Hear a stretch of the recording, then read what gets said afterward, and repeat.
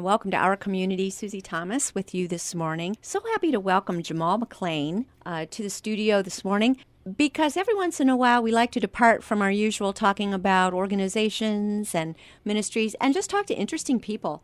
And Jamal McClain is one of those. Good morning to you. Good morning. How are you doing? Doing great, and we're so grateful for you taking some time out of your schedule. You're doing something very unique, Jamal. Tomorrow's a big day. Tell us what's happening. Well, tomorrow I fight for the honor fighting championships for the welterweight mixed martial arts title fight against Michael Otto. Where will this take place? It'll be in Akron, Ohio, at the Chaparrals Event Center. And can anyone come watch you participate? Yes, anyone can come. People of all ages can come to the fight. There's people from ages. I had at my last fight, I had a newborn cousin who ended up being born 2 days after the fight. So you could even say up to hours of being old, people, they can come to the fight as long as they can, be protected and get out the house and things. So. Right. Okay. So, and there are stands. How do we watch? What's happening? Individuals, there's seating. Some people stand because I guess they get really excited, and some people don't like to sit. So there's sitting room, there's standing room. You can be as close away from the cage as you want to be. It's a cage fight, mixed martial arts event. Okay. Seating is always available. There's usually, like I said, there's also standing room. The idea of fighting in a cage just sounds a little terrifying to me. So tell me a little bit about what this looks like, what we can expect. Well, it's the cage is elevated a little, almost like stage type. It's an octagon-shaped cage. The cage locks. There's lights. There's like big spotlights over the cage, so where they kind of spotlight the fighters in there, and people watch, kind of like similar to boxing, only it's not the ring and the ropes, it's more just a cage with pads around it.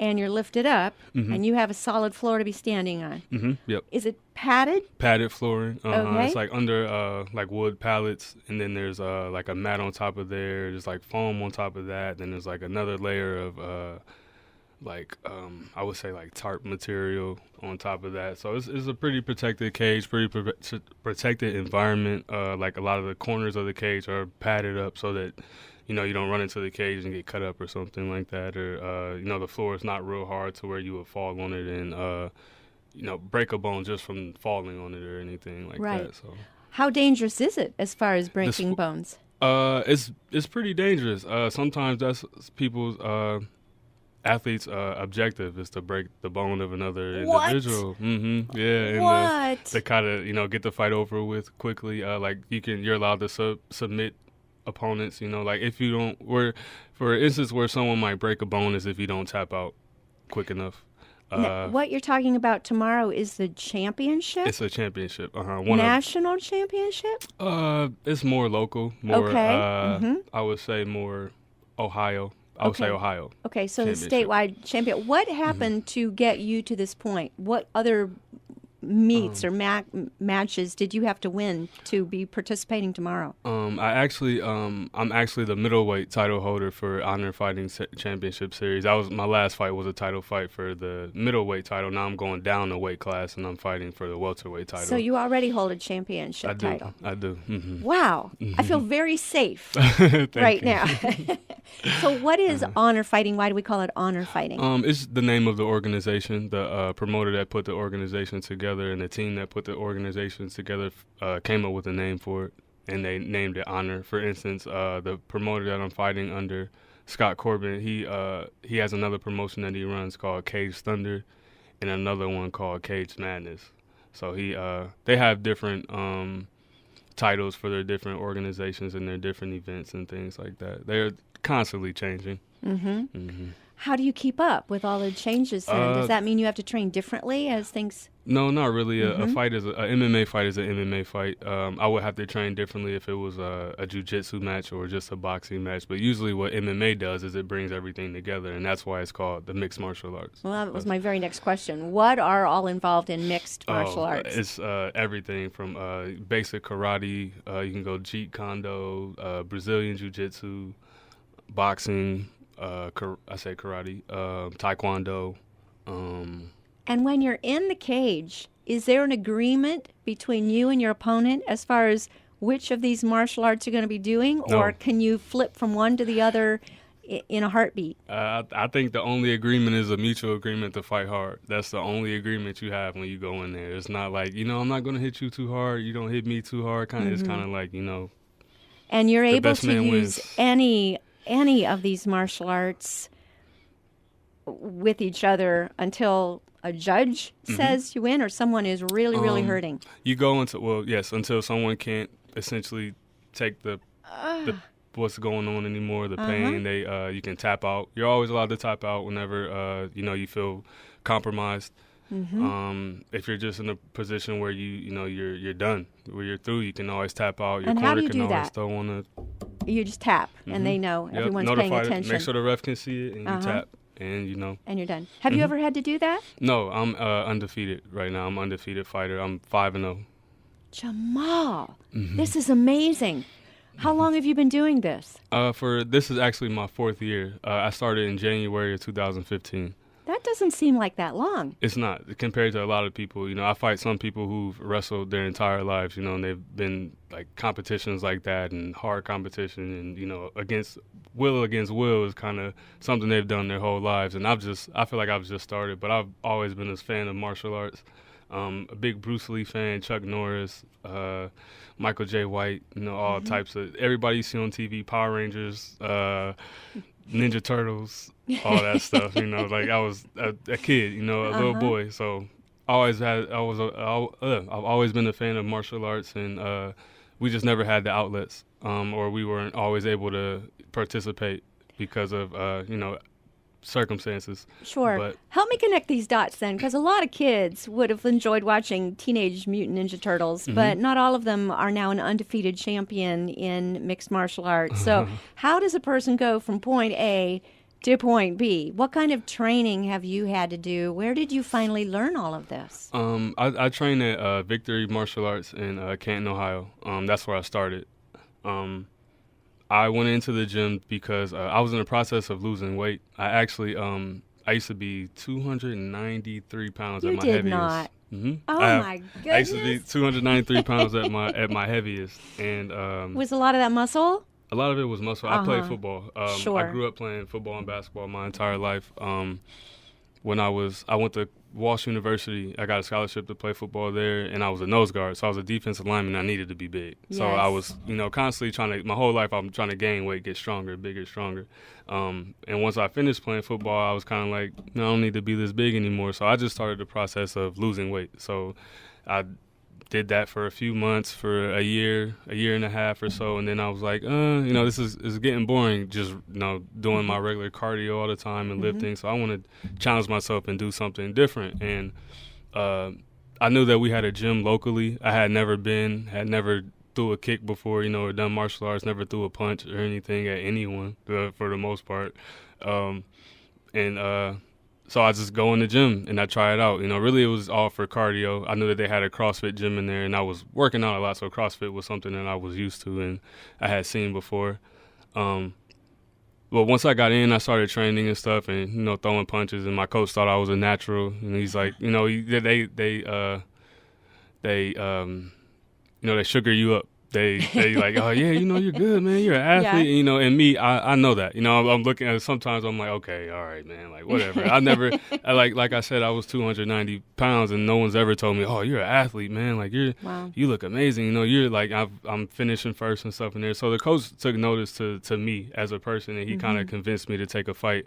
My first year, I didn't take a fight. I didn't even spar. Like sparring is like a practice fight, pretty much. Sure. So I didn't spar or anything at all. And then one day I decided to spar, and I got beat up. For a long time, I got beat up. I got submitted, like I said, in the gym countless times. I still get submitted. But I just eventually got better and better. And when I was in the gym, when I would lose in my sparring matches, I would it would suck. I would go home and I would think, what type of person I am if I'm losing? But at the same time, it wasn't on me. They were just used to it. They were good at it. Yeah.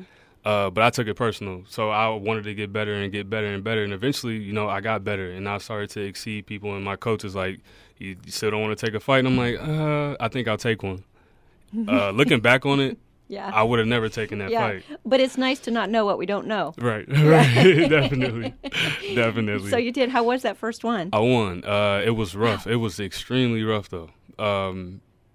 I was scared. As soon as they shut the cage, I wanted to come out. Yes. And I tell people that all the time. I'm like, it's not glorified at all. It's like as soon as you walk in and they shut the cage, it's like, okay, like open it back up so I can leave when I'm ready. Yes, yes. But you can't, you know.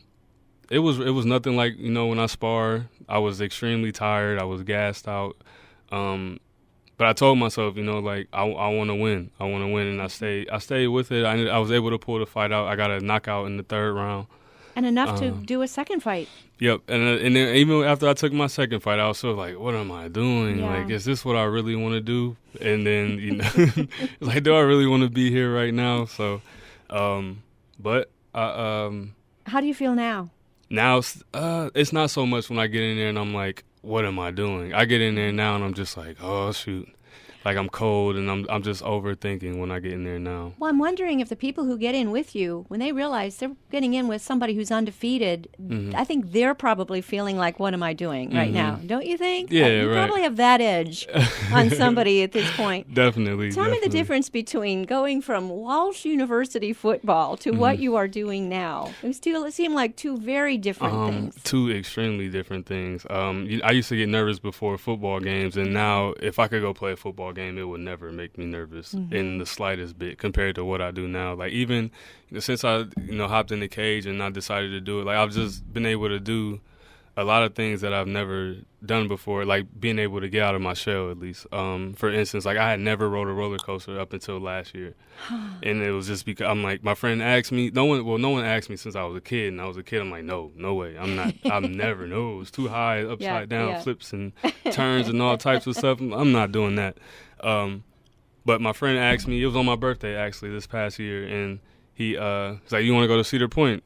I'm like, I don't ride roller coasters. Okay, I'll go. And they're like, you gonna ride? I'm like, yeah, why not? Sure. This is very interesting. Let me just kind of go a little bit off topic a minute, because what you're talking about is somebody having the courage to try out something that they never have tried before.